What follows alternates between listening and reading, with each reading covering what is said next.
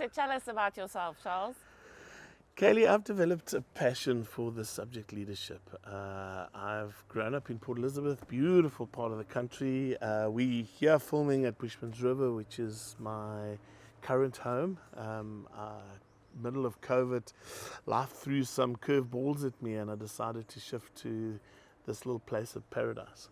But I spend my time working with people in the space of leadership, and it's really given me a sense of purpose in life. I think that there are so many different experiences that people have, and they spend so much time developing their skill sets, but nobody ever talks to them about how to lead, and that's become really important for me. I worked as an HR director for 16 odd years, and I became really frustrated because we would spend a huge amount of effort and energy in developing the state of the art, the best program, the coolest HR system. And I started to discover that it didn't really matter how good it was. If I couldn't get to the line leader who interfaces with the employee every day and work at that level, the system was irrelevant, and any system would do. And if I could find line leaders who were really switched on to what it meant to lead, then I could achieve anything. And I actually didn't really need the fancy systems. We're here to talk about your book. You've written a book on trust-based leadership. So what is trust-based leadership? Kaylee, there are so many theories about leadership. I'm so scared of trying to create another one.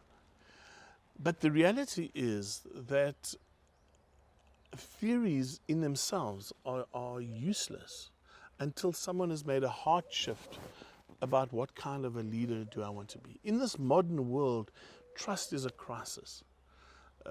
People don't trust what they read in the press. They don't trust their church leaders. We certainly don't trust our political leaders. And for heaven's sake, what we read on Facebook and YouTube and Instagram and the plethora of stuff that's coming out to try and influence us and make us think in one way or another, globally there is a deficit of trust. Trust has become something which is a scarce commodity. Now in the leadership space, and the more I've understood about leadership, the more I understand that right at the heartbeat of leadership lies a question: do the people who follow me really trust me?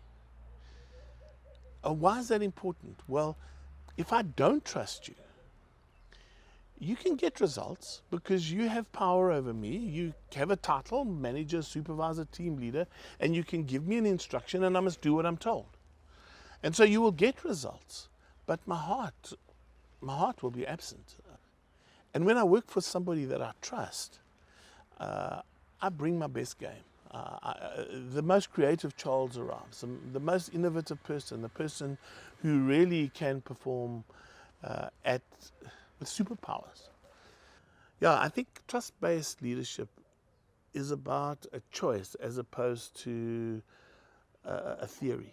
And so I've written this book in terms of how do I go about making this choice, and what are the things that I need to think about when I get given the responsibility to lead others. And it's a simple journey. I've been privileged to work with many people in this field, probably 2,000-3,000 leaders. I've worked with this, and I become more and more concerned that we're just technical. Somebody goes to a business school and learns 15 theories about leadership. That doesn't move them one step closer to being a good leader. So this is a process of just guiding people through what does it mean to lead.